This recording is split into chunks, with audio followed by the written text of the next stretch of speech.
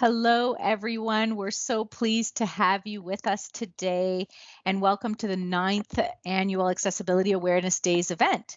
My name is Karen Pilon. I'm an Associate University Librarian at the Leddy Library, and I'm the moderator for this week's event this year. So glad you could join us today.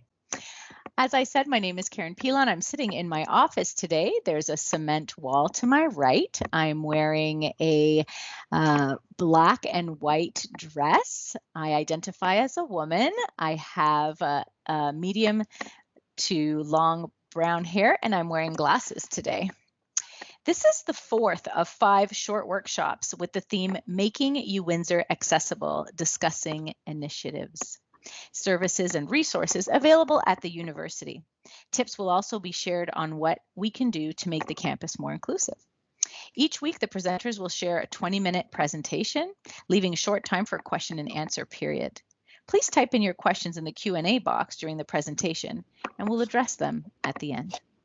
If you require closed captioning, look for the 3 dots in the menu bar and scroll to the bottom of the drop-down menu and select closed captioning.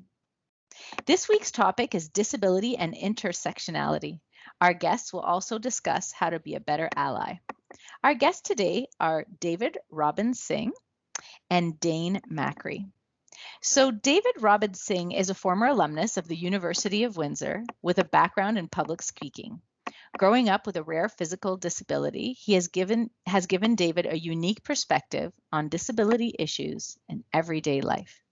He's a former keynote speaker for the Teachers for Global Awareness Annual High School Social Justice Forum and hosted a workshop on disability for close to a decade. His ability to connect and ingratiate himself to a crowd is second to none. We're so glad to have you with us, David. And Dane Macri is an elementary school teacher in London, Ontario, and former alumnus of the University of Windsor. He previously worked as a Peace Fellow with the Advocacy Project in Uganda, working in accessibility and disability rights, in addition to working as a support coordinator with Community Living Windsor and as an independent facilitator with Windsor Essex Brokerage for personal supports.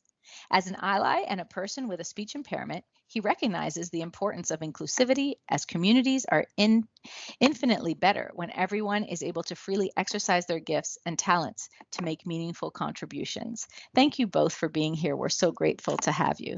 And I'm happy to turn the presentation over to David and Dane. Enjoy.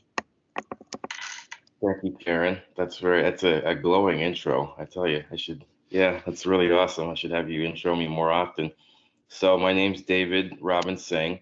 This is my one of my best friends, Dane Macri, and we're going to do a presentation on disability and inclusivity and how we can make that better. So I'm going to describe myself first. I'm a short, stocky young man. I have a beard, and I have the camera in a certain way so that you can't see my bald spot. I'm hiding all that.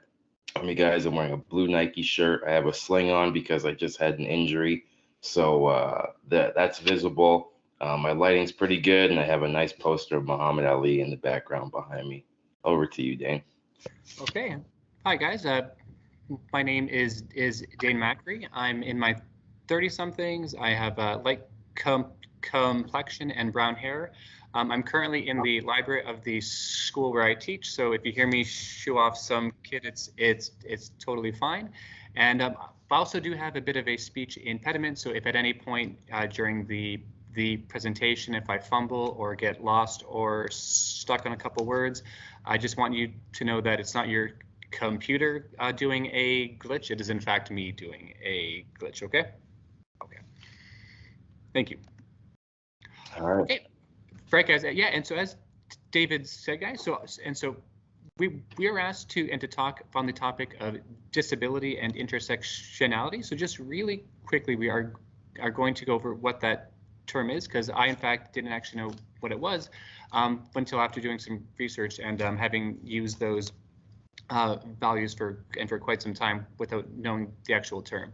So the slide reads that intersectionality is the interconnected nature of social categorizations such as race, class, and gender as they apply to a given individual or group regarded as overlapping and interdependent systems of discrimination or disadvantage. So basically, if you fall under a social categorization that is typically marginalized, if you fall under more than one, there are interdependent systems of discrimination at plays. Okay, so sorry, go ahead, but oh, sorry, I was going to say yeah, and so Dave and I were asked to share our views on how campus can become more equitable, inclusive, and accessible, and we are about to do that. Yeah, so if you will, next slide, Dan, thank you very much. So this is just based on when I was at the university some odd years ago. I haven't been back there in quite a while, but from when I was there, I could tell you firsthand from all my other previous educational experiences, I had an educational assistant with me. So I always had somebody shadowing me throughout the day and throughout when I was in class or just throughout the school year. They would be there to scribe and help me out. So when I first got to university, it was a real fish out of water experience. I didn't know all the idiosyncrasies and the independence I would have, which was great. But at the same time, I was unaware of all the challenges I would be set up against. Not to say that the university was not very accessible. At least when I went there, it was very, very accessible and very accommodating. But these are just some suggestions that I noticed from when I was there. So first things first, there was a class I was taking at one of the main halls. It was an English class, and there was a door there that did not have an accessible button and that didn't swing both ways. Maybe like they could have switched the hitches on there, but the doors weren't wide enough, so there was not enough room for me to get through that door. I always had to have somebody help me, and just enough space available to move in the classroom. I felt like the desks were a bit isolated, so I was away from the rest of the class and the rest of my classmates because what some of you may not know is that for some of these classrooms, you either enter from up top or you enter from on the bottom, and they have a designated area for people with disabilities and mobility issues, which is great. But I did feel quite isolated from the rest of my classmates. If I had to whisper or ask for help from somebody who was next to me, it felt like I was on my own little island. So that was quite peculiar, and it was a bit of a disadvantage, but I made do. So that's one aspect. Another one is capable and educational signage to help remind people about keeping the ramps in buildings such as this clear, because a lot of the times with these older buildings, they do have ramps that are very, very good. But I find that a lot of people may, let's say they're not accustomed to dealing with somebody with a disability, they're from another country, or it's not a part of maybe their everyday life. They may not know to keep these ramps always clear so that people with disabilities can use them properly. So I found that to be a little bit of an issue.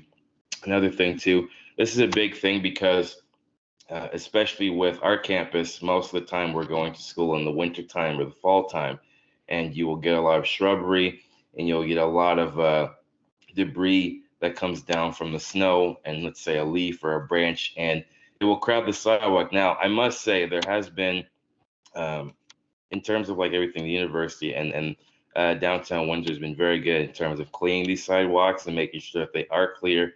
But I find that they don't necessarily finish the job or they don't do it correctly, because what they'll do is they'll clean the sidewalk, but they'll push all the snow or all of the leaves and what have you at the end of the sidewalk to the curb cut.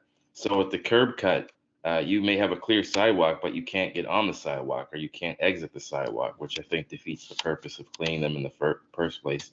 Excuse me. So I feel that that's something that we could address a little bit more. And last but not least, it makes school field trips and experiences more accessible.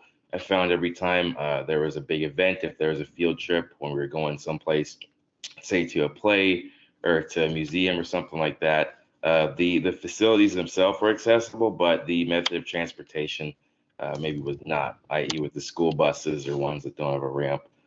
I think that the faculty or the people in that faculty just keep in mind the people that need have mobility issues and that need a little bit of extra things to fully participate and belong. I found that was a bit isolating.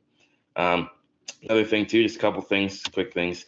I think it's important with this presentation and just for anybody with a disability, you want to see the person first. You want to look beyond the label because there is still a person behind that mobility aid. We can kind of be consumed or overlooked when it comes to our mobility aids and let that define us, obviously overtly, but obviously disability is not just physical. There's many numerous disabilities, which we will get to at the very end. But yeah, don't just pay attention to the optics, pay attention to the person behind them and treat each person as they would like to be treated individually. Off to you, Dane. Okay, thank you. Thanks, David. That was amazing, buddy. Hope it was complete. Okay, all right, guys. So on this portion, guys, I'm just going to share my experiences in how to be an ally. And I just want to say first that I'm not an expert in this area at all. I'm just sharing my experiences as a individual who is very passionate about this topic, and through some of my lived experiences, both personal and work, trying to support.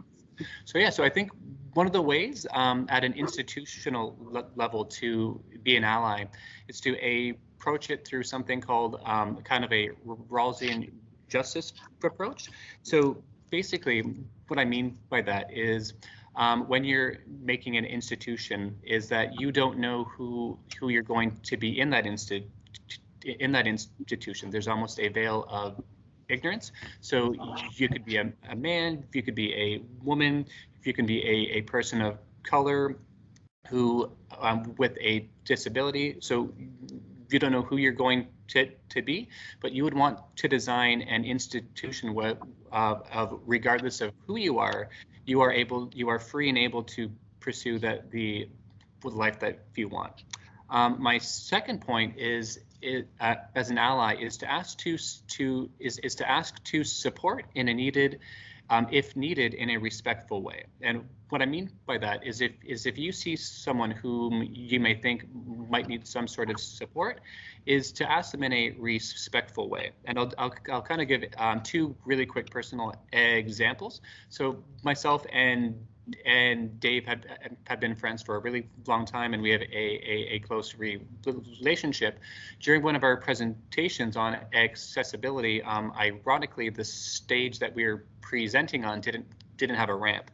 So myself, knowing Dave for a long time, I felt very comfortable asking him, Dave, are you okay if I help you get up the ramp? And he gave me the thumbs up.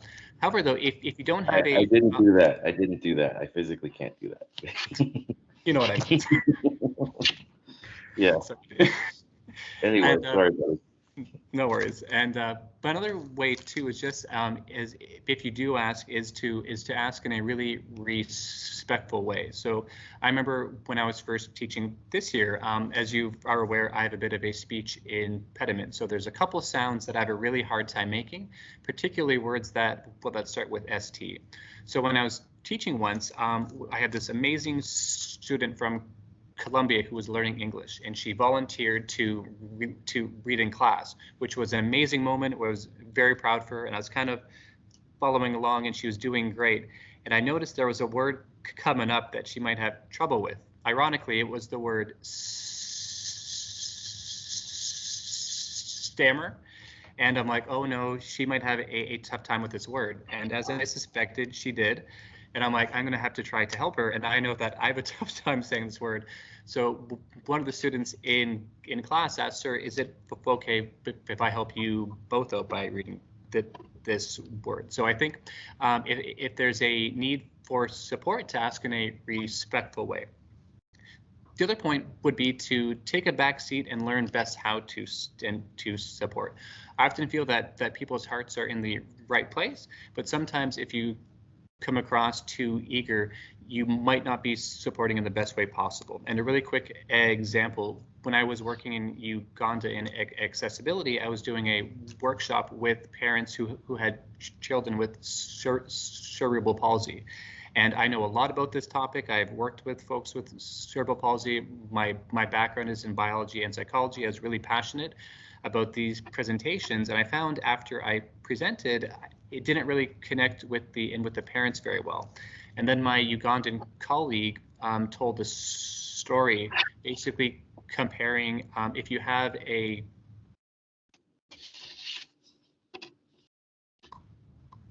crop that needs support, it can still bear fruit, and everyone's eyes kind of connected. So in that sense, I really should have taken a backseat and to kind of meet the folks where they were at. Lastly is to connect in a genuine and a human and authentic way.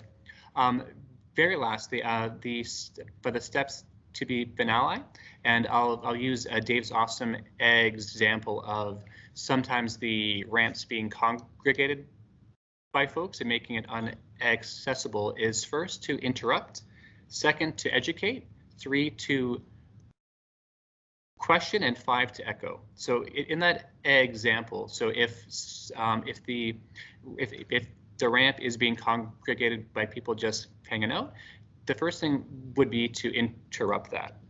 So, and then the second thing would be is to educate and to explain why.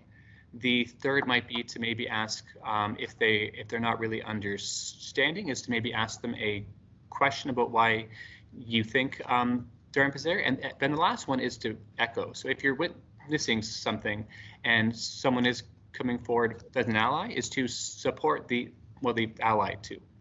Okay, and the last slide really quickly, because this was a really interesting question about how to make a school more accessible, inclusive, and equitable. And I just thought I would ask the question to my grade 6s, and they came up with some really great answers. So on this slide, I have a picture of my grade 6 class and their responses to how can a school become more accessible, inclusive, and equitable. So the first is to include ramps, elevators, and Braille. The second are posters that raise awareness about different religions, about different religious holidays and traditions. Next was more educational assistance. The next one is more pride flags and celebrating Pride Month. The next one was celebrating Black History Month. The next one was hiring diverse teachers and staff with disabilities. The next one was inclusive and accessible bathrooms. And the last one was changing and offering support when needed. So if a situation does come up, because it is hard to predict all the variables involved in making something completely accessible, is to change it when needed. So yeah, and we'll go to so lastly, but I'd like to end as an ally for kind of sharing my experiences with a quote that I've found very helpful, and hopefully be able to, if you're an ally, is it's by an Australian Indigenous elder, Lila Watson. If you are coming to help me, you are wasting your time. But if you are coming because your liberation is bound with mine, then let us work together. And Yeah, we'll bring I think it back. that's a really good quote. And just to end, just to tie a whole ribbon on this lovely little presentation, this is a quote that a good friend of mine always says at the end of his radio show. His name's Cameron Wells. He does a show on CJAM called Handy Link, who I've been a guest on millions of times.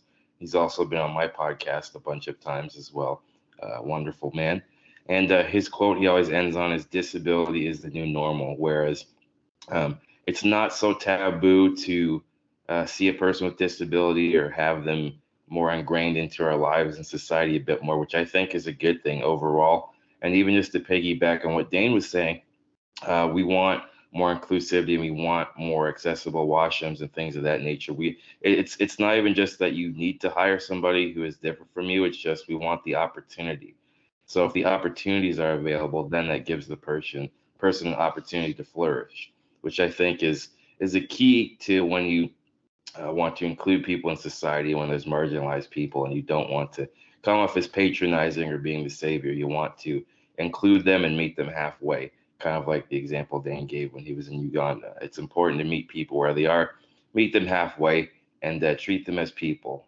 First and foremost. So disability is the new normal. I hope you guys enjoyed our presentation. We put a lot of time and effort into it. We love doing this. I guess now we can open up the floor to questions. I'm happy that we ended a little bit early because it gives us a little bit more time to answer your questions to the best of our abilities. Thank you. Thank you so much to both of you. Yes, you're getting lots of claps. That's awesome. And I clap for you too. That's awesome. And so if you have a question, just please feel free to put it in the Q&A box and I will make sure to ask the question. And until that happens, I do have a question. I have one for both of you. So we'll start with David. Oh, sorry, I'm seeing, nope, not quite yet.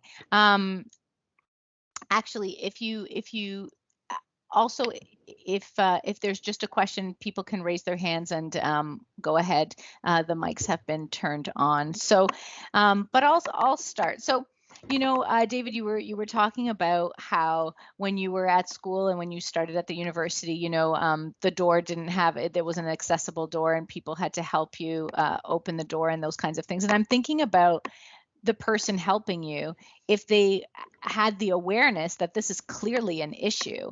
And so as these things keep happening, I'm wondering, how do we create that awareness in students? And I guess it's the same question for Dane when we're talking about the reading example and the students who are helping you, right? How do we create that awareness, and how do you think we do that? Yeah, I mean, it's not a one size fits all type of thing. It has to be a 50-50. It's got to be on the individual to speak up when they are having a major inconvenience, something that's hindering their ability to educate themselves or to, you know, go after their dreams and prosper. So I think it's half of that, half the individual and half the institution or the faculty to implement ways to make the campus more accessible. Like I said, even if the doors are just wider in that particular building. I know it's an older building. It takes a bit to renovate, but I know that they have the means and the funds to do that. I should have spoken up at the beginning of the semester, so it hadn't have persisted. I was just a little too apprehensive and shy. So that was half on me and then half on the faculty, I think. So go 50-50. Oh, that's good. Dane, do you want to add anything? Yeah, for sure. I think in my experience, how to best kind of educate has been through, it's always been through relationships. So once you kind of are in a space where you can kind of share part of your lives with each other, that builds understanding. And through that, then I think, you know, we have a better idea about what someone is experiencing, and we can know what needs to be done to, yeah, well, to bring everyone to the same opportunities. So sure. Relationships, and I think also kind of opportunities where relationships can happen. So maybe at an institutional level, like a school, possibly kind of creating environments or opportunities where those kind of engagements can happen, whether it be in a social or academic space. Yeah. Back there. All right. Do we have more? I'm waiting to see if anybody else has other questions. Looking in the chat. Also in the Q&A. If anybody has a question, you can raise your hand too. Or you can there's a button to use your mic. Yeah. We have the participants. I just can't see. Do have. So Veronica, go ahead. Hi, Veronica. Thanks. Hey, you guys. Great talk. One of the Q&A isn't working for me, so I don't know why. Otherwise, I would have put this in my. So, one of the things that you talked about all the physical aspects of what goes on in the institution. How would you get the faculty to become partners in change? You know, because it's not just the physical environment, but the classes and how they teach and all that. Is there something that you would get them to do or think about? Actually, I have something for that. So this takes me back. Well, I'm having flashbacks because I haven't been at university in a good 7 or 8 years. It was 2015 last time. But I've noticed that whenever I tried to raise my hand in class or be involved in the conversation, because that is how I learn. I'm a visual learner, an auditory learner, so I have to participate. The whole learning from home thing is just horrendous for me because I get distracted so easy. But I find that sometimes it's hard for, if you're sitting way in the back, it's hard for the professor to see you when you raise your hand because I can only get my hand up to like this far. So I think I had to have other people in the class, like either, somebody sitting next to me put their hand up for me, and it's like I have to wait just to get like a simple point across. So I think there could be some onus on professors to maybe look out a little bit more. Maybe if there's somebody who has that, or if there's an aide. Like I joked and I said, I need one of those foam fingers like you have at the ballpark so that they can see me, just to have something big, or like put something on my head just to kind of make myself like more visible. So I think that's a good example of that. And then just meeting and integrating people with mobility aids and with other type of issues, just integrate them more into the classroom. And then if once they participate, I find that I don't know, everybody's different, they're different learners, but I find that when they participate more in the conversation, they retain more of the info and they feel more included. Yeah. So go ahead, Dave. Yeah, Dave, that was awesome. And I kind of find as a what a faculty or staff could do through my own personal experience was maybe at the beginning of the first class or so is to maybe make that space or option available, where if there are any learning where the staff could ask if there are any students who have any learning requirements or any learning needs, please come to me at any time or to make time, because I know for myself, I had to give a couple speeches in fourth year, and they had to be timed to exactly 10 minutes. So for a person with this speech impediment, that was terrifying. So I think kind of, and they had kind of let that space be known where I could share, and then accommodations were able to be made. So if I feel that if the faculty is able to kind of personally set aside time for inquiries on an individual level, I think that might be a way to address that question. But thanks to Veronica, that was a really great question. Thank you so much. Just before we get to Somalia, who also has a question, Dana, if I could just ask you to turn your presentation, stop presenting. No, that's okay. Somalia, go ahead. Somalia, you there? Okay. Hi. Can you hear me okay? Wonderful. Yes, I can hear you just fine. Great. Thank you for such an insightful presentation. You mentioned some really important topics and ways for us to further our work as allies and so forth within the institution, at the institutional level, and also at the individual level. How do you ask to be a part of the change, but also in a way that is respectful? I absolutely love that quote. I took a picture of it, the screenshot as well. Yeah. I would like, if you can, to further any examples on how allies can continue to work to create more change. Like I said, you mentioned on the institutional as well as the individual level. I was just wondering if you had any more examples that you could share with us, any more tips, so to speak. Thank you so much. Yeah, I guess I'll take this one. I could only, your microphone was a little bit faint, so forgive me if I couldn't hear your entire question. I think you asked what we can implement more to implement, what we can do to implement more change. I think just having conversations like these are a good catalyst for that. Like Dane said, meeting with people and cultivating an environment where they feel comfortable asking, because not everybody wants to ask in front of the class. They may be shy, or they may be a little more apprehensive around people. So just cultivate that environment. I know that they have Accessibility Awareness Day. I was there for that.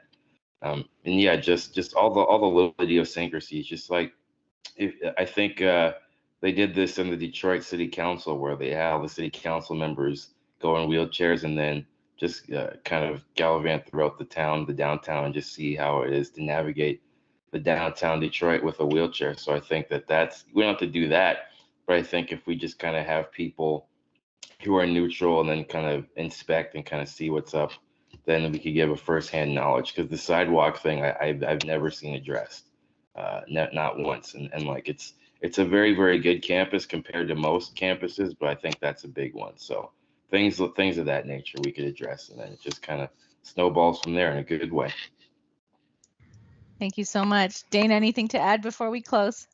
Oh, that's you know what, that's a lot of pressure to end on. I think I'm gonna end it with going back to my main there, Dave, because he had some really great points, and I think just I mean, I think try and meet people where they're at, and genuine human connection. I think that's the way to kind of foster that environment. I agree. That's those are good closing words from both of you. So thank you so much for sharing your stories with us and this time with us. And we tell the group to please join us next week for our 5th and final presentation in the series. The next topic next week is mental health supports and tips for dealing with pandemic stress. So please don't forget to register. So again, thank you so much today. We really appreciate it, and we wish everyone well. If you have any further questions too, guys, feel free to email us. I think our emails are, I think my email is on the thing. I'm not sure, but feel free to do that if you had any questions we didn't get to. So we thank everybody for your participation. Thank you so much. Have a great day. Thanks, Bye. guys. You too. Thank you, guys. Take care.